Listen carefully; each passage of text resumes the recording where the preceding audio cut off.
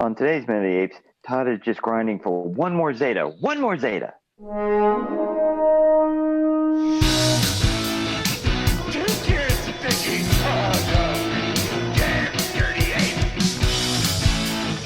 Exercise with an ape maker, human down.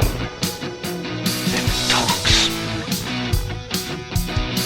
There's of the divine bound. We are determined to know what the apes want. War or peace?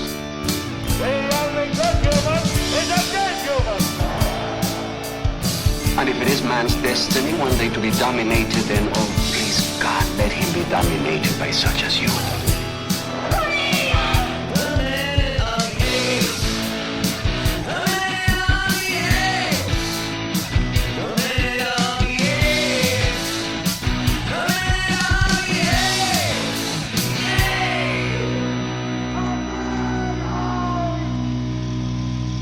Hello and welcome to Minute of the Apes, the daily podcast where we break down every minute of the Planet of the Apes movies, 1 minute at a time. I'm Todd.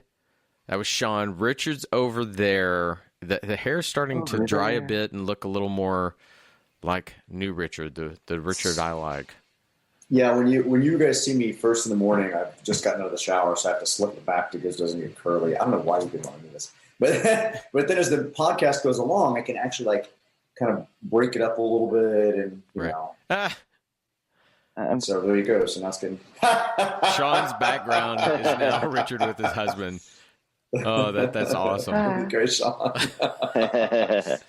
And to Sean's early thing, grinding on a Zeta. Let's be very clear about what that is. That was another Star Wars Galaxy of Heroes. It's not a sexual move? No. Grinding on a Zeta. Grinding Zetas over here. And usually that would probably be the term that I end up titling this episode, but I won't because I know a little girl or young girl named Zeta, and I'm not going to put that as the title of this episode. So, yeah, we're not doing that. Thanks, Sean. Thanks for being dirty, Uncle Sean. Thanks, Obama. All right, Sean, tell us what's going on with this minute. All right, we're going to start minute 84 with McDonald saying, "This is not how it was to be," and ends with Caesar saying, "Slightly." All right, let's take a listen. Now, we're using them for this. We are using the unrated. That's where this comes in. Once again, Sean and I saw the unrated. Richard on the theatrical. This moment doesn't diverge a lot, but I at least want to draw that line in the sand. So let's take a listen to minute 84 of Conquest of the Planet of the Apes. Caesar, this is not how it was to be. In your view or mine? Violence prolongs hate, hate prolongs violence. By what right are you spilling blood? By the slave's right to punish his persecutors. Caesar, I, a descendant of slaves, am asking you to show humanity. But I was not born human. I know. The child of the evolved apes. Whose children shall rule the earth. For better or for worse? Do you think it could be worse? Do you think this riot will win freedom for all your kind? By tomorrow... By tomorrow it will be too late. Why, a tiny, mindless insect like the Emperor Moth can communicate with another over a distance of 80 miles. An Emperor ape might do slightly better? Slightly. As minute 84, we got a courtyard with the gorillas, chimpanzees, orangutans, imported apes, Caesar, guards stacked like cordwood, dead apes everywhere, and with 4 minutes left? Still no Armando. All right, so now we at least get into the thing I mentioned before when we were watching the minute between Breck and Caesar to where they're screaming at each other. I mentioned this moment where it's a conversation of questions. And I actually really like this type of writing when I don't answer your question. I don't pontificate because that becomes preaching to your audience. Instead, the questions are meant to one-up the logic. They're answering their own questions by posing another question. So you said, Richard, that this is pretty spot on to what Dane wrote, correct? It's exactly. I think there's just one line that McDonald doesn't say, and that's just the actor probably forgetting that one little piece. Or they could they have cut it, or was it in his shot? He should have said something else. Well, Caesar. Caesar. This is now supposed to be in your view or mine. Violence prolongs hate. Hate prolongs violence. By what right are you spilling blood? By the slaves' right to punish his persecutors. Caesar, this is where it diverges just for one line. Caesar, I am a descendant of slaves, and I'm asking you to show humanity. Dane had, Caesar, I'm a descendant of slaves and savages, and I'm asking you to show humanity. So maybe they wanted to take out the link to African American and apes. That might be, maybe they took that out, or maybe McDonald just kind of forgot it. Right. I don't know. Well, I also think that the and savages that's pretty brutal to be putting in there, don't you think? To correlate that I'm the descendant of slaves and savages. I mean, it is weird to make that connection, but then we should have gone back and fixed Breck's comment a little bit to kind of tweak it to make a little bit more sense in line with this. I mean, I think Dane's trying to draw a connection between those two speeches. Maybe, by using the use of the word savages. But it would have been nice to have Breck kind of drop that earlier if we're just not going to go with that at all. Or you can look at it that Breck is the one going too far, and at least McDonald is censoring himself. But, it is what would have happened if there was no McDonald? How much worse would it have been? Yeah, I mean, so again, I like this exchange, and I understand removing that. How do you guys feel about this, where it's questions answered by questions? I'm okay with it. What I want to know is why McDonald feels like he gets to be the arbiter on how other people express their rage of having been slaves for 20 years. Well, why does he get to say, this is not the way to do it? Well, obviously, going with the flow isn't the way to do it either. What are we supposed to do? Have a referendum and sit down with the humans and try to hash it out? No. The only way to do this is to do a violent revolution. Well, let's. I just have. I'm gonna pose another question. Why is this the first time McDonald was so adamant? Like, he's been monotone the entire movie. There are moments where we wanted more emotion from McDonald throughout this movie, where he was just kind of like didn't give us much. And this is the moment that he wakes up. But what I'm seeing when I see this as him explaining, I'm a descendant of slaves and I'm asking you to show humanity. He's what am I?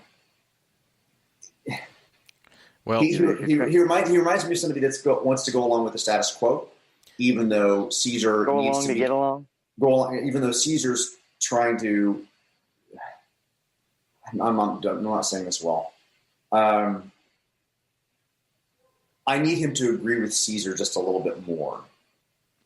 Okay, so this is the point where I'm going to turn it towards today. This moment in this film smacks of being written by a white person.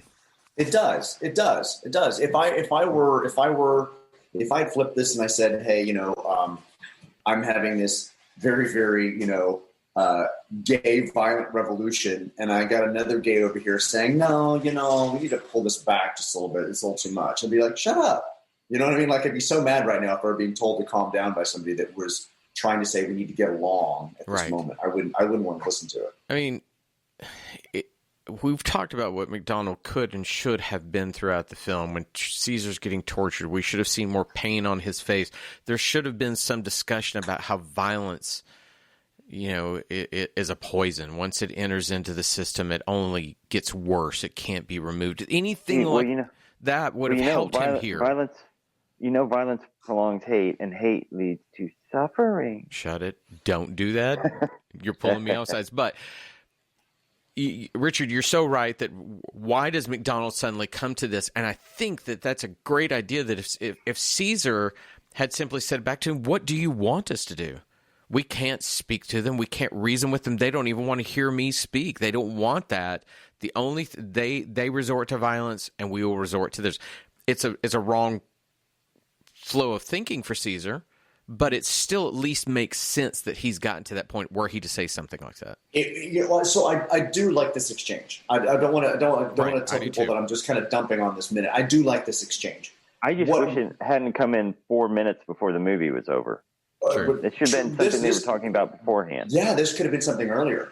It should have been what happened in that tube, in that hallway. This kind of back and forth should have been what they talked about then. It would have been. It would be the conclusion of an argument, not the beginning of the argument. And Caesar, if Caesar could have just put it back on McDonald, how did you win your freedom? Just push this forward. Was your freedom won by your ancestors being a pacifist? Your ancestors didn't sit around and debate freedom and ask for freedom. They fought for it and they killed for it and they won, and we followed that example. That would have been a really nice pushback and would explain where Caesar's kind of going in this moment. If you could have that pushback and say, did you win by being a pacifist? Did you win by remaining a slave? Did you overcome? Just that kind of a pushback because that's what McDonald's telling you to do. But, what peaceful revolution gave you your freedom? And that's exactly how it works, Caesar. Yes, it does how it works. That's exactly what Dane had he been thinking about this. He's trying to comment on the race riots, what's going on. Had he interjected that kind of thing, how did you win your freedom? By a revolution, and we Caesar's learned about human history from Armando. He should have known the Civil War. McDonald could have even said we ran. He could have mentioned the Underground Road. He could have mentioned the pacifist nature of it, that they did it. Yes, but what occurred beyond that, for you to win the entirety of your freedom of your kind, there was a war. And if you'd made that, then wow, now you're really making a commentary on that footage that people are seeing on the nightly news. So it's Dane. I wonder if somebody pulled him back and said, you can't say these kind of things, because, boy, what a missed opportunity. If you'd done this, that conversation becomes so powerful.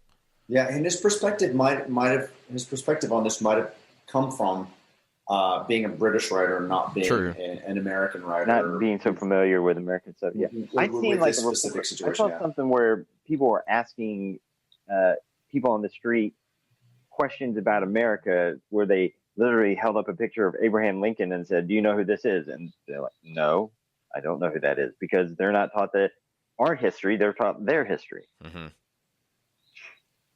Well, I do like this exchange. I do like this back and forth. I like the fact that McDonald is finally upset and angry. He's seeing the violence happen below him. He's trying to tell Caesar that it's not worthwhile, that this isn't a direction to go in, because Caesar doesn't seem to want to back down. He's got to listen to somebody. Lisa's not able to have this conversation with him. Breck's beaten into submission down on the ground, possibly dying or dead or something like that. And so McDonald has to have this back and forth. It's very stage playish to have this kind of conversation. But again, I just don't know why McDonald is suddenly saying this is I need to hear more perspective from him about how he won over slavery. Right. In order to understand why he's talking to Caesar like this. And these two men are owning the crap out of this exchange between the two. Oh, yeah. Oh, my goodness. I mean, for sure. You have to admit, McDonald's dialogue that they gave him feels a little stilted, feels a little bit theatrical, like it should be on a play rather than a movie. I think that the McDonald character is underwritten across the board, whether that be stilted dialogue or opportunities of which... Again, if you're going to put a man of color into this role, he is just as Lisa's the empathy and the conscience by her sweet little batting of eyes. McDonald is the logic and the truth of what that struggle has been. And for him not to have moments that build to him being here so we could get this culmination, to me, that is such a missed opportunity. It may be the biggest missed opportunity of anything that we've seen in any of these films. Yeah, I do like that we're starting to bring back in who Caesar is. McDonald calls him the child of evolved apes. Caesar says whose children shall rule the earth. So we're starting to kind of connect this back to what his potential, not ascension. They're starting to bring it back into the mythos of where this is going to go. Right. Where this is supposed to lead by bringing up who Caesar is. That he's the child of Zira and Cornelius, and where history is supposed to take them. McDonald kind of tries to bring it back, and do you think this riot is going to win freedom for all for your kind? And then I don't understand why he says why by tomorrow, and then we go into tomorrow will be too being late. Able to communicate 50 miles. an emperor moth can communicate with another over a distance of 80 miles. Can't you see that? An emperor